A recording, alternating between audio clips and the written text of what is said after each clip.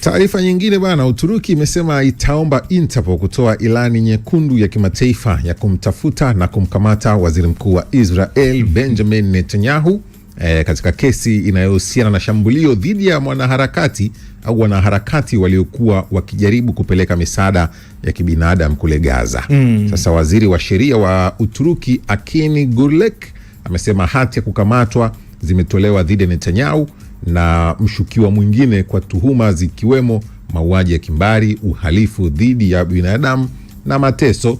Sasa kesi hiyo inawahusisha watu 35 kufuatia hatua ya Israeli kuingilia boti za Global Sea Flotilla katika maji ya kimataifa ambazo zilikuwa zikielekea Gaza kupeleka misaada. Turuki ni miongoni mwa wakosoaji wakubwa wa operesheni za kijeshi za Israel Gaza, na imekuwa ikitaka hatua za kimataifa zichukuliwe dhidi ya Israel.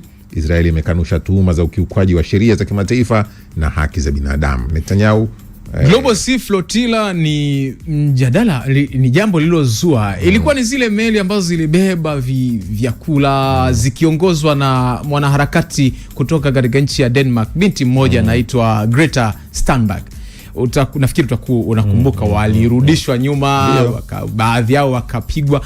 Lakini pia hatua ya karibuni ya jeshi la Israeli kushambulia ndege ambayo ilikuwa inatua katika uwanja mmoja katika nchi ya Syria, ambayo ilikuwa imebeba wanaharakati hao ambao walikuwa wanakwenda kama kujaribu kusaidia waliokuwa kitokea Uturuki.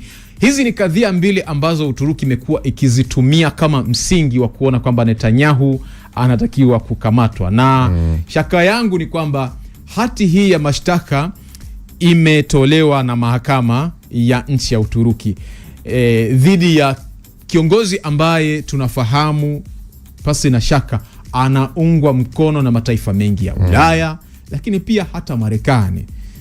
Sasa ni kwa kiasi gani hati hii itaweza kutekelezwa, kwa sababu kidiplomasia au katika mambo ya kimataifa, ili kiongozi aweze kukamatwa lazima Interpol au International Police ihusike.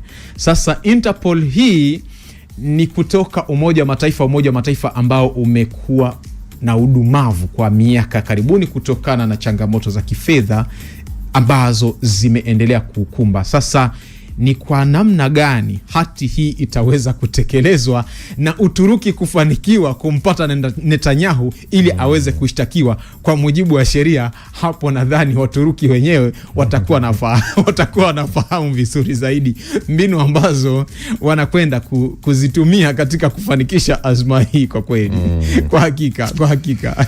Haya, asante kwa mnaendelea kutuandikia maoni, hususan hilo pia la hati ya kukamatwa kwa Netanyahu. Sio mara ya kwanza kusikia hizi hati zikitoka, lakini huwa hujui zimeishia wapi.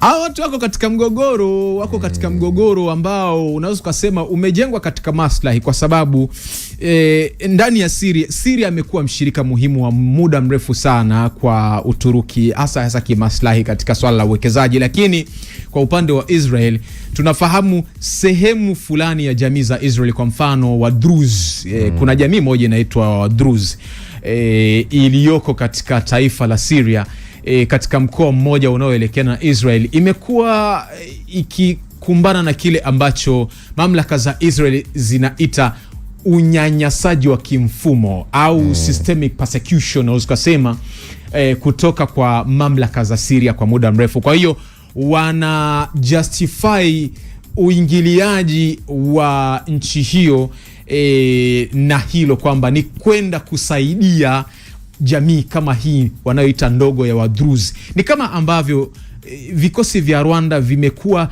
vikihusianisha na wao kuingia katika nchi ya Jamhuri ya Kidemokrasia ya Kongo kusaidia wanachoita jamii ndogo ya Watutsi wanaoishi katika mkoa wa Mashariki, kwamba wamekuwa wakionewa na mamlaka za Kinshasa. Asante ndugu yetu Revocatus Faustini yuko pale Ukerewe, anasema nawafuatilia, ongereni sana kwa kutupasha yanayotokea duniani. Shukrani sana. Asante pia, naendelea kubaki hapo East Africa Radio, mpo vizuri sana kwa habari za uhakika. Anaitwa Wesu Abdalla Mtuhi wa Namnyamba, Mtwara uko, anasema nawatakia siku njema Maulidi. Asante pia na kwako. Asante sana. Huyu anasema pia anaitwa Pascal Shigela, kutoka wapi? Kutoka Buchosa. Kakamtei, siku za weekend napitia wakati mgumu, ikifika saa 11 nimeweka mazoea kusikiliza East Africa. Napenda sana jamaa anavyoelezea hakika. Pole sana bana. Pole sana ndugu yetu. Tazungumza tuone namna ya weekend kuja hapa. Kwa hakika taarifa hizi. Hii inaonekana ni kwa kiasi gani kipindi kinapendwa sana. Bwana morning, wino mzito unakuja muda mchache ujao. Endelea kubakia na sisi, tupo mpaka 3 kamili. Kwa hiyo bakia na sisi mpaka time hiyo, endelea kutuandikia maoni.